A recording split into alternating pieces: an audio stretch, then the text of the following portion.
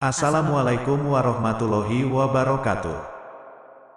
Diceritakan suatu hari Baginda Raja mengundang beberapa ulama berkumpul di istananya. Tentu saja Abu Nawas juga hadir dalam pertemuan tersebut. Tujuan Baginda Raja mengundang mereka untuk membahas tentang berbagai masalah hukum agama. Dengan begitu, beliau tetap bisa menimba ilmu tanpa harus meninggalkan istananya. Ulama fikih menyampaikan keilmuannya seputar halal haram dalam hukum agama Islam. Ulama tauhid menyampaikan keilmuannya seputar keesaan Allah Subhanahu wa Ta'ala beserta kekuasaannya yang meliputi alam semesta. Begitu juga dengan ulama lainnya. Setelah masing-masing ulama menyampaikan ilmu sesuai bidangnya, tibalah giliran Abu Nawas. Dikarenakan bingung harus menyampaikan apa, Abu Nawas pun berkata, "Ampun Paduka yang mulia, apa yang ingin Paduka dengar dari hamba? Hamba rasa para ulama ini sudah menyampaikan semuanya. Kalau menurutmu demikian, baiklah berarti sekarang waktunya tanya jawab," ucap Baginda Raja. "Abu Nawas, apa yang kau ketahui mengenai rezeki?" tanya Baginda Raja. "Kita semua pasti meyakini bahwa rezeki datangnya dari Allah Subhanahu wa Ta'ala. Sebagaimana dalam firman-Nya, tidak ada suatu binatang melata pun di bumi, melainkan Allah lah yang memberi rezekinya," jelas Abu Nawas. "Rezeki itu bisa datang dari mana saja, Paduka, kita sebagai manusia cukup bertawakal dengan benar. Niscaya rezeki akan datang kepada kita, lakukan yang menjadi bagianmu. Selanjutnya biarkan Allah mengurus lainnya." Ini berdasarkan hadits Nabi yang berbunyi, "Andai kalian bertawakal kepada Allah sebenar-benar tawakal, niscaya Allah akan berikan rezeki kepada kalian sebagaimana Dia memberikan rezeki kepada burung yang pergi dalam keadaan lapar lalu pulang dalam keadaan kenyang," papar Abu Nawas. Ternyata pandangan Abu Nawas mengenai rezeki tidak sama dengan para ulama yang hadir. "Wahai Abu Nawas, seandainya seekor burung tidak keluar dari sangkarnya, bagaimana mungkin ia akan mendapatkan rezeki?" tanya salah satu ulama. "Untuk mendapatkan rezeki dibutuhkan usaha dan kerja keras, Abu Nawas. Rezeki itu tidak datang sendiri, melainkan harus dicari dan didapatkan melalui sebuah usaha," timpal ulama yang lain. Tapi Abu Nawas bersikukuh dengan pendapatnya, sehingga terjadilah sedikit perdebatan di antara mereka. Tidak ingin dapat berkepanjangan, Abu Nawas selalu berkata, "Begini saja, besok kita berkumpul lagi di sini dan buktikan pendapat kalian di hadapan Paduka Raja." Para ulama ini pun sepakat dengan tawaran Abu Nawas tersebut. Abu Nawas dan para ulama kemudian pamit kepada Baginda Raja meninggalkan istana. Setelah berpamitan kepada Baginda Raja, Abu Nawas pun segera pulang ke rumahnya, sebab ia harus mengajar murid-muridnya, sementara para ulama tersebut sibuk mencari cara untuk membuktikan pendapat mereka. Sampai pada akhirnya saat berjalan pulang menyusuri sebuah desa, para ulama melihat penduduk setempat sedang panen buah kurma, kemudian terbesitlah niatan untuk membantu warga. Setelah selesai dengan pekerjaannya, para ulama ini mendapat imbalan beberapa ikat buah kurma dari warga setempat. Mereka senang bukan main. Para ulama itu senang bukan karena mendapatkan kurma, tetapi memiliki alasan untuk menyampaikan kepada Abu Nawas dan Baginda Raja bahwa pendapat mereka soal rezeki adalah benar. "Kita mendapatkan buah kurma karena berusaha dan bekerja, sedangkan Abu Nawas hanya diam di rumah. Mana mungkin dia mendapatkan kurma? Ini menunjukkan bahwa rezeki bisa didapat bila mencarinya dan bekerja. Jadi pendapat kita sudah benar. Besok kita bawa ini sebagai buktinya, kita tunjukkan kepada Abu Nawas dan Baginda Raja," kata salah satu ulama kepada kawannya. Maka pada keesokan harinya para ulama ini datang ke istana. Sesampainya di sana ternyata sudah ada Abu Nawas duduk di hadapan Baginda Raja. Melihat para ulama sudah datang, Baginda Raja segera menyambutnya. "Kemarilah, silakan duduk tuan-tuan," sambut Baginda Raja. Mereka lalu duduk bersebelahan dengan Abu Nawas. Salah satu ulama kemudian berkata, "Ampun Paduka yang mulia, sesuai dengan janji kami membawakan bukti atas pendapat kami. Kami rasa pendapat Abu Nawas kurang tepat, justru pendapat kamilah yang lebih tepat." Mendengar hal itu, Baginda Raja pun bertanya, "Bukti apa yang kalian bawa?" Para ulama ini segera menunjukkan beberapa ikat buah kurma dan meletakkannya di hadapan Abu Nawas dan Baginda Raja. Buah kurma ini kami dapat karena kemarin kami bekerja membantu warga panen kurma. Jadi mengenai pendapat Abu Nawas yang mengatakan seseorang cukup bertawakal dengan benar nanti rezeki akan datang sendiri, kami rasa pendapat tersebut kurang tepat Paduka. Pendapat kamilah yang lebih tepat, karena rezeki itu harus dicari. Seandainya kami tidak bekerja membantu warga, kurma ini tentu tidak akan sampai di tangan kami. Sedangkan Abu Nawas kemarin hanya berdiam diri di rumah. Apakah Abu Nawas mendapat kurma seperti kami? Tentu saja tidak Paduka, karena kemarin Abu Nawas tidak bekerja, kata ulama menjelaskan. Yang kalian katakan itu benar sekali, aku sependapat dengan kalian, sahut Baginda Raja. Bagaimana denganmu Abu Nawas? Apakah kamu masih membantahnya? Tanya Baginda Raja. Mendengar itu, Abu Nawas hanya tersenyum seraya mengambil kurma dan mencicipinya. Kemudian ia berkata, kemarin aku memang hanya di rumah seharian, karena aku harus mengerjakan tugasku sebagai guru yaitu mengajar murid-muridku.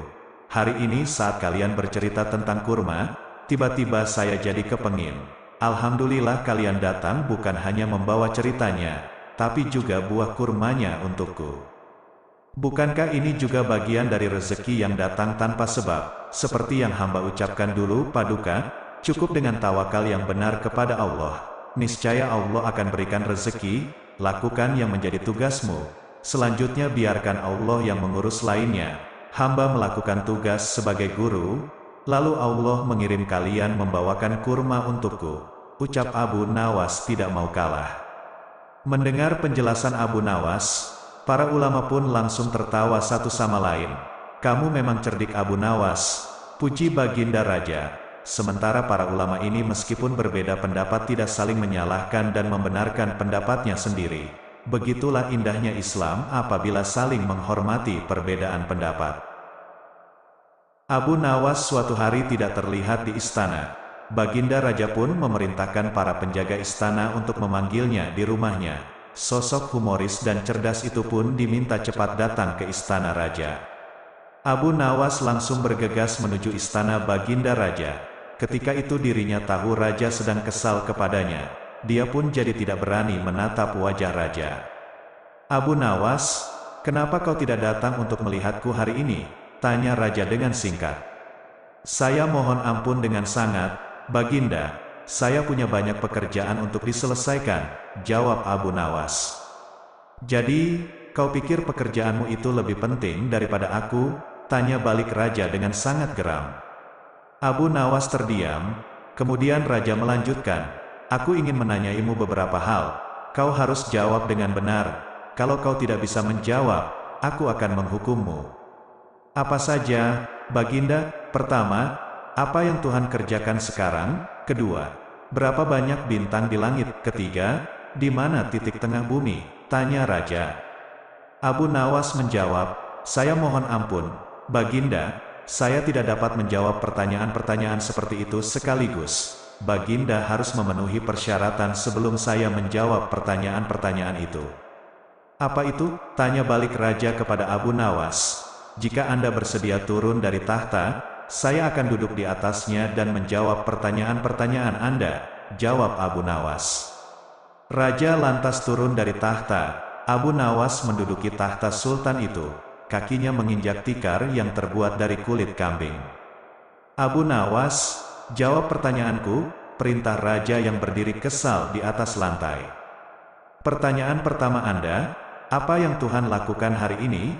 Baru saja Tuhan membuat Anda turun dari tahta dan mengangkat seorang manusia awam, Abu Nawas, ke tahta negeri ini, jawabnya. Suasana di sana menjadi hening sebelum Raja bertanya, bagaimana tentang pertanyaan kedua, berapa banyak bintang di langit? Baginda, jika Anda benar ingin tahu jumlah bintang di langit, biarkan saya memberitahu Anda, ujar Abu Nawas, tangan kanannya mengambil tikar kulit kambing dari kakinya. Jumlah dari bintang-bintang sama dengan jumlah bulu di kulit kambing ini. Anda dapat menghitungnya, jika Anda tidak percaya kepada saya. Siapa di dunia ini yang dapat menghitung bulu-bulu kambing? Tanya Raja sedikit kesal. Abu Nawas menjawab cepat, itu persoalan yang sama terjadi pada bintang-bintang. Siapa di dunia ini yang mampu menghitung bintang-bintang? Hanya Tuhan yang tahu. Baiklah, sekarang aku ingin tahu, di mana titik tengah dari bumi? Cepat jawab. Abu Nawas sekonyong-konyong merenggut tombak di sampingnya. Ia lempar tombak itu ke lantai, tombak itu menancap di depan raja. Baginda, itu merupakan titik tengah bumi. Kalau Anda tidak percaya kepada saya, perintahkan orangmu untuk mengukur jaraknya dari barat, timur, utara, selatan. Abu Nawas, siapa yang bisa mengukur jarak itu? Tanya raja. Anda benar, Baginda. Hanya Tuhan yang tahu titik tengah, bukan Abu Nawas, juga bukan Raja Aron. Abu Nawas menjawab tenang. Saat ia mendengar jawaban itu, raja menyadari bahwa Abu Nawas benar-benar seorang yang cerdas dan bijaksana. Ia mencintainya lebih dari sebelumnya. Cerita Abu Nawas bikin penduduk lari ketakutan gara-gara bangun dari keranda jenazah. Abu Nawas nekat membuat Baginda Raja sangat marah gara-gara urusan jual beli budak. Tidak tanggung-tanggung, budak yang dijual adalah raja sendiri. Seketika itu raja langsung mengerahkan pasukan untuk menangkap Abu Nawas. Saat itu Abu Nawas sedang tidak ada di rumah. Namun, mereka tetap berjaga di rumah Abu Nawas kalau dia pulang. Hingga akhirnya para pasukan menyerah karena Abu Nawas tidak kunjung balik ke rumah. Usai mengetahui para pasukan pulang ke istana, Abu Nawas balik ke rumahnya. Ia masuk mengambil air wudhu, lalu melaksanakan sholat 2 rakaat, kemudian berpesan kepada istrinya apa yang harus dikatakan bila raja datang. Tidak berapa lama kemudian para tetangga geger, karena istri Abu Nawas menjerit-jerit. Ada apa? Tanya tetangga Abu Nawas sambil tergopoh-gopoh. Suamiku meninggal. Hah, Abu Nawas meninggal? Iya, kabar meninggalnya Abu Nawas pun seketika menyebar ke seluruh pelosok negeri. Raja terkejut, kemarahan dan kegeraman raja agak susut mengingat Abu Nawas adalah orang yang paling pintar, menyenangkan, dan menghibur dirinya. Raja lalu bertanya kepada istri Abu Nawas, adakah pesan terakhir dari Abu Nawas untukku? Suami hamba, Abu Nawas, memohon agar raja mengampuni semua kesalahannya dunia akhirat di depan rakyat, kata istri Abu Nawas terbata-bata. Jenazah Abu Nawas diusung ke atas keranda, kemudian raja mengumpulkan rakyatnya di tanah lapang. Beliau berkata, wahai rakyatku, dengarkanlah bahwa hari ini aku, Raja Harun al-Rashid, telah memaafkan segala kesalahan Abu Nawas yang telah diperbuat terhadap diriku dari dunia hingga akhirat. Kalianlah sebagai saksinya. Alhamdulillah, terdengar suara Abu Nawas dari dalam keranda sambil bangun terduduk. Rakyat yang berkumpul di tanah lapang seketika lari tunggang langgang mengetahui jenazah Abu Nawas hidup kembali. Pada suatu hari ayah Abu Nawas bernama Maulana yang sudah tua dan sakit parah dan akhirnya meninggal dunia di istana. Ayah Abu Nawas adalah seorang kadi kerajaan yang juga menghambakan diri pada Baginda Raja Harun al-Rashid. Abu Nawas dipanggil ke istana. Ia diperintah Baginda untuk mengubur jenazah ayahnya itu sebagaimana adat Syekh Maulana. Apa yang dilakukan Abu Nawas hampir tiada bedanya dengan kadi Maulana, baik mengenai tata cara memandikan jenazah hingga mengkafani, menyalati dan mendoakannya. Melihat itu, maka Baginda pun bermaksud mengangkat Abu Nawas menjadi pengganti ayahnya sebagai kadi kerajaan. Kabar tentang akan dipilihnya sebagai kadi menggantikan ayahnya pun sampai ke telinga Abu Nawas. Setibanya di rumah setelah selesai dari upacara pemakaman ayahnya, Abu Nawas pun tiba-tiba mulai bertingkah aneh tidak seperti biasanya. Abu Nawas mengambil sepotong batang pisang dan mulai menunggangi pohon tersebut layaknya kuda sambil berlari-lari, berteriak-teriak. Melihat tingkah aneh Abu Nawas, orang-orang pun merasa sangat heran dan banyak di antara mereka menyangka jika Abu Nawas sudah gila. Pada hari berikutnya, Abu Nawas mengajak anak-anak kecil beramai-ramai menuju makam ayahnya dengan membawa segala macam alat-alat permainan. Sesampai di makam tersebut, ia kemudian mengajak anak-anak bermain rebana dan bersuka cita di atas kuburan ayahnya. Semua orang pun semakin heran atas kelakuan Abu Nawas itu.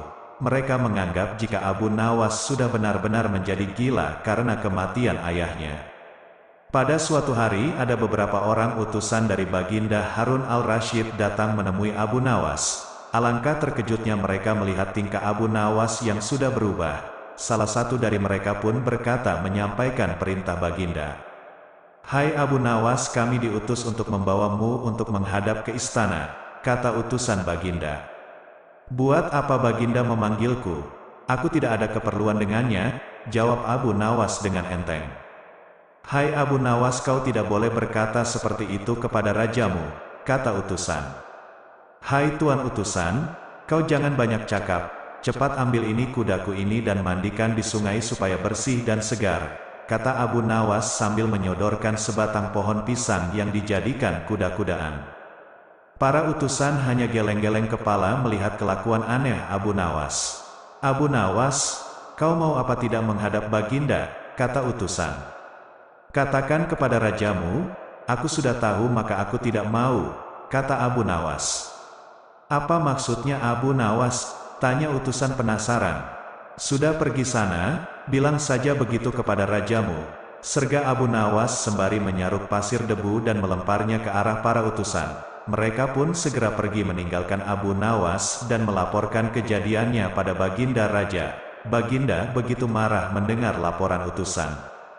"Kalian bodoh semua, menghadapkan Abu Nawas kemari saja tak bisa, cepat kembali ke rumah Abu Nawas. Bawa dia kemari dengan sukarela ataupun terpaksa," perintah Baginda. Para utusan pun kembali ke rumah Abu Nawas dengan mengajak beberapa prajurit istana. Mereka kemudian membawa Abu Nawas dengan paksa dan dihadapkan pada Baginda. Namun lagi-lagi di depan Raja Abu Nawas bertingkah aneh, bahkan tambah ugal-ugalan, layaknya seorang yang benar-benar sudah gila. Abu Nawas bersikaplah sopan, tegur Baginda. "Ya Baginda, Baginda tahukah Anda?" "Apa Abu Nawas?" tanya Baginda. "Baginda, terasi itu asalnya dari udang." "Kurang ajar kau menghinaku Nawas," kata Baginda marah. "Tidak Baginda, siapa bilang udang berasal dari terasi?" Baginda merasa dilecehkan. Ia pun naik pitam dan segera memerintah kepada para pengawalnya untuk memukul Abu Nawas sebanyak 25 kali. Abu Nawas akhirnya lemas tak berdaya dipukuli pengawal raja. Usai dipukuli Abu Nawas disuruh keluar dari istana. Abu Nawas pun segera beranjak keluar istana. Tetapi ketika sampai di pintu gerbang kota, ia dicegat oleh seorang penjaga. "Hai Abu Nawas, tempo hari dulu ketika kau hendak masuk ke kota ini kita pernah membuat perjanjian. Aku yakin engkau tidak lupa dengan janjimu bahwasanya jika engkau diberi hadiah oleh Baginda maka engkau berjanji akan membagi dua denganku. Nah, sekarang mana bagianku itu?" tanya penjaga pintu gerbang. "Hai penjaga, apakah kau benar-benar menginginkan hadiah yang diberikan Baginda kepadaku tadi?" "Lia, tentu itu kan sudah merupakan perjanjian kita," jawab penjaga. "Baik, aku akan berikan semuanya, bukan hanya satu bagian," kata Abu Nawas. "Ternyata kau sangat baik hati Abu Nawas. Memang harusnya begitu. Engkau kan sudah sering menerima hadiah dari Baginda," kata penjaga itu gembira. Tanpa banyak bicara lagi Abu Nawas langsung mengambil sebatang kayu yang agak besar lalu penjaga itu dipukulinya sebanyak 25 kali. Penjaga itu menjerit-jerit kesakitan sampai lemah lunglai dan menganggap Abu Nawas telah menjadi gila. Setelah selesai Abu Nawas meninggalkannya begitu saja, ia terus melangkah pulang ke rumahnya. Sementara itu si penjaga pintu gerbang mengadukan nasibnya kepada Baginda Raja. "Ampun beribu ampun tuanku. Hamba datang kemari mengadukan Abu Nawas yang telah memukul hamba sebanyak 25 kali tanpa suatu kesalahan. Hamba mohon keadilan dari tuanku Baginda," kata penjaga itu. Baginda pun segera memerintahkan untuk membawa Abu Nawas. Setelah Abu Nawas dihadapkan ia ditanya. "Hai Abu Nawas, benarkah kau telah memukuli penjaga gerbang kota ini sebanyak 25 kali pukulan?" tanya Baginda. Dalam keadaan masih berpura-pura gila, Abu Nawas menjawab, "Baginda, hamba melakukannya karena sudah sepatutnya dia menerima pukulan itu." "Apa maksudmu? Coba engkau jelaskan sebab musababnya kau memukuli orang itu," tanya Baginda. "Hamba dan penjaga pintu gerbang ini telah membuat perjanjian bahwa jika hamba diberi hadiah oleh Baginda maka hadiah tersebut akan dibagi dua. satu bagian untuknya, satu bagian untuk hamba. Nah, pagi tadi hamba menerima hadiah 25 kali pukulan, maka hamba berikan pula hadiah 25 kali pukulan kepadanya. Jawab Abu Nawas sambil tertawa-tawa bak orang gila. Hai penjaga pintu gerbang, benarkah engkau telah mengadakan perjanjian seperti itu dengan Abu Nawas? Tanya Baginda. Benar tuanku, jawab penunggu pintu gerbang. Tapi hamba tiada mengira jika Baginda memberikan hadiah pukulan padanya, tambah penjaga itu. Hahaha, dasar tukang peras, sekarang kena batunya kau, sahut Baginda. Abu Nawas tiada bersalah. Bahkan sekarang aku tahu bahwa engkau adalah orang yang suka memeras orang. Jika perilakumu masih begitu, maka aku akan memecat dan menghukummu, kata Baginda. Ampun tuanku, sahut penjaga pintu gerbang dengan gemetar. Abu Nawas kemudian berkata, tuanku, hamba sudah lelah, sudah mau istirahat, tiba-tiba dibawa paksa ke sini, padahal hamba tiada bersalah, hamba mohon ganti rugi. Sebab jatah waktu istirahat hamba sudah hilang karena panggilan Baginda, padahal besok hamba harus mencari nafkah. Sejenak Baginda melengak, terkejut atas protes Abu Nawas, namun tiba-tiba ia tertawa terbahak-bahak. Hahaha, jangan khawatir Abu Nawas, kata Baginda. Baginda kemudian memberikan sekantong dinar kepada Abu Nawas. Abu Nawas pun pulang dengan hati gembira tapi tetap bertingkah seperti orang gila. Pada suatu hari Raja Harun al-Rasyid mengadakan rapat dengan para menterinya mengenai Abu Nawas yang rencananya akan diangkat menjadi kadi kerajaan. Apa pendapat kalian mengenai Abu Nawas yang hendak kuangkat sebagai kadi? Tanya Baginda. Salah satu menteri berkata, melihat keadaan Abu Nawas yang semakin aneh tingkahnya, maka sebaiknya tuanku mengangkat orang lain saja menjadi kadi. Berkata menteri lain, tuanku, Abu Nawas telah menjadi gila karena itu dia tak layak menjadi kadi. Semua menteri memberikan pendapat yang sama. Baiklah, kita tunggu dulu sampai 21 lagi. Karena sekarang bapaknya baru saja meninggal dunia. Jika selama 21 hari lagi tidak sembuh-sembuh juga, barulah kita akan memilih orang lain saja, kata Baginda. Sebulan lebih waktu berjalan, namun Abu Nawas masih bertingkah gila. Maka Baginda pun mengangkat orang lain menjadi kadi kerajaan. Konon kadi yang dipilih seseorang bernama Polan. Tidak lain memang merupakan orang yang sangat berambisi untuk menjadi kadi. Karena Abu Nawas tidak jadi diangkat, si Polan pun mempengaruhi orang-orang di sekitar Baginda untuk memilih dan mengangkatnya menjadi kadi. Begitu mendengar jika kadi baru sudah diangkat, Abu Nawas pun kembali bersikap normal. Ia sangat bersyukur karena terlepas dari bala yang mengerikan, akan tetapi ia sedikit menyesali karena ia mengetahui bahwa kadi yang dipilih memiliki perangai buruk. Mengapa Abu Nawas bersikap seperti orang gila? Ceritanya pada suatu hari ketika ayahnya Abu Nawas yang sudah tua dan mulai sakit parah, Abu Nawas dipanggil untuk menemui ayahnya tersebut, karena ayahnya ingin menyampaikan beberapa pesan padanya sebelum meninggal dunia. Berkata ayahnya, hai anakku, aku sudah hampir mati, sekarang cobalah engkau cium telinga kanan dan telinga kiriku ini. Abu Nawas segera menuruti permintaan ayahnya, mencium telinga kanan bapaknya, ternyata mengeluarkan bau harum, sedangkan yang sebelah kiri mengeluarkan bau busuk. Bagaimana anakku, sudah kau cium? Ceritakan dengan sejujurnya, bau kedua telingaku ini, kata ayahnya. Sungguh mengherankan, yang sebelah kanan berbau harum sekali, tapi yang sebelah kiri baunya amat busuk, kata Abu Nawas heran. Hai anakku Abu Nawas, tahukah apa sebabnya bisa terjadi begini? Tanya ayahnya.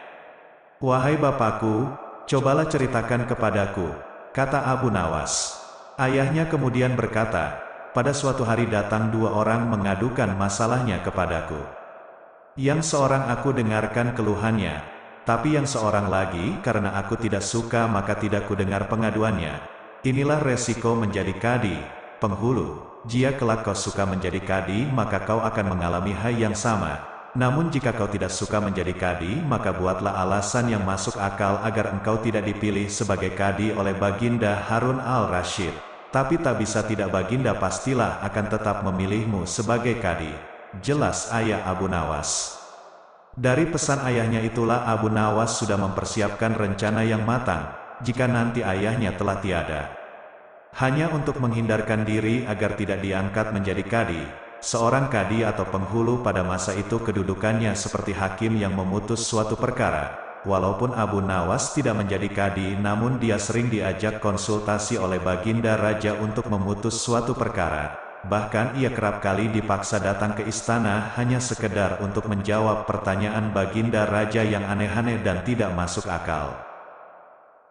Dikisahkan ada saudagar kaya, dia mempunyai toko yang besar dan mempunyai karyawan yang banyak. Suatu hari tokonya disatroni pencuri, semua barangnya ludes tak tersisa lalu si pencuri melarikan diri. Atas peristiwa itu, saudagar kaya menangis sejadi-jadinya, kemudian merenung di depan tokonya, bagaimana caranya agar si pencuri tertangkap. Sedangkan si pencuri menjadi kaya raya, dia bersenang-senang dengan bebas dan menginvestasikan harta curiannya tersebut. Sementara sang saudagar sedih atas raibnya harta kekayaan yang dimilikinya. Dia menyebarkan mata-mata untuk mengintai si pencuri namun tidak ada satupun yang berhasil menemukan jejaknya. Akhirnya si saudagar berencana mencarinya sendiri. Dengan menyamar sebagai pengemis dia berjalan mengelilingi kampung. Pakaiannya yang kotor dan lusuh membuat orang-orang kampung tak mengenalnya. Setelah beberapa bulan ia berpindah-pindah dari satu kampung ke kampung lain, tapi belum menemukan si pencuri.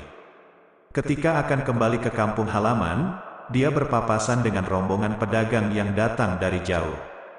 Ia lalu mengamati mereka dengan seksama, dan melihat seseorang menggunakan jubah mewah miliknya. "Bukankah itu jubah milikku? Dia pasti pencurinya," pikir sang saudagar. "Hai pencuri busuk, kau pasti tidak akan lolos dariku, kau telah merampok semua hartaku," kata saudagar tersebut. Si pencuri tak kalah gertak, ia berpura-pura tak terima atas perlakuan saudagar tersebut. "Mana ada pengemis punya harta banyak, lihatlah pakaianmu kotor dan bau. Oh iya, aku ingat kamu yang dulu pernah bekerja padaku tapi aku pecat karena kerjamu tak becus. Jadi begini cara kamu membalasnya, mencoba mempermalukan aku di hadapan banyak orang. Masih untung kamu kupecat, harusnya aku memenjarakanmu karena kamu pernah kedapatan mencuri barangku," kata si pencuri berpura-pura. "Apa mencuri hartamu? Kamu yang mencuri hartaku, enak saja kamu membalikkan fakta," balas si saudagar. "Aku tidak akan membiarkanmu lolos. Ayo ikut bersamaku menghadap Tuan Hakim. Kau akan mendapatkan balasannya," lanjut saudagar tersebut. "Ayo, saya tidak takut. Hakim pasti lebih tahu mana pencuri yang sebenarnya," timpal si pencuri. Maka mereka berdua pergi menghadap Tuan Hakim dan keduanya menceritakan apa yang terjadi. Si pencuri mengaku bahwa dia saudagar dan menuduh si saudagar pernah mencuri hartanya, sedangkan si saudagar pernah mengatakan bahwa semua hartanya telah dicuri olehnya. Hakim pun menjadi bingung dan tidak tahu siapa di antara mereka yang benar. "Bila melihat penampilan kalian berdua, aku lebih mempercayaimu," kata Tuan Hakim menunjuk si pencuri. "Mana ada saudagar kaya berpakaian lusuh dan jadi pengemis," lanjut Tuan Hakim sambil menunjuk si saudagar. "Benar Tuan Hakim, mana ada saudagar berpakaian lusuh," timpal si pencuri. "Tenang dulu, aku tidak akan gegabah mengambil keputusan, namun aku juga tidak tahu bagaimana cara menyelesaikan masalah ini," kata Tuan Hakim. Ketika Tuan Hakim kebingungan, terlintas di benaknya sosok Abu Nawas. "Baiklah saudara-saudara, untuk menyelesaikan masalah ini hanya ada satu solusinya dan nanti pasti akan ketahuan siapa di antara kalian yang berbohong," tutur Tuan Hakim. "Waduh, bahaya ini, jangan sampai aku ketahuan. Pokoknya kalau Abu Nawas nyuruh apa saja aku pasti akan menurutinya," pikir si pencuri. Singkat cerita, datanglah Abu Nawas dan Tuan Hakim menceritakan kasus yang membuatnya pusing dan kewalahan. Kemudian Abu Nawas menghampiri dua orang yang sedang bertikai. "Jadi itu masalahnya, kalian berdua saling tuduh tak mau mengaku. Baiklah, di ruangan ini kan ada dua jendela, aku meminta kepada kalian berdua untuk membuka jendelanya dan masing-masing dari kalian menjulurkan kepala keluar dari jendela," perintah Abu Nawas. Mereka berdua menuruti dan segera melakukannya, dan saat mereka berada di posisi yang diperintahkan Abu Nawas, tiba-tiba Abu Nawas berteriak, "Hai penjaga, pukul kepala si pencuri!"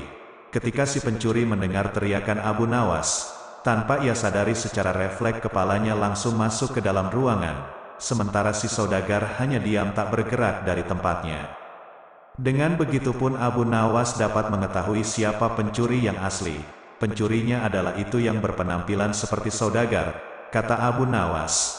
Tuan Hakim langsung menyuruh pengawal menangkapnya. Si pencuri akan dihukum penjara dan diwajibkan mengembalikan sisa harta curiannya. Sementara si saudagar akhirnya senang hartanya bisa kembali. Ia pun tidak lupa mengucapkan terima kasih kepada Abu Nawas dan memberikan hadiah uang kepada Abu Nawas. Cukup sekian dulu ya Sobat YouTube. Dongeng kisah Abu Nawas yang dapat admin ceritakan semoga terhibur dan terima kasih. Wassalamualaikum warahmatullahi wabarakatuh.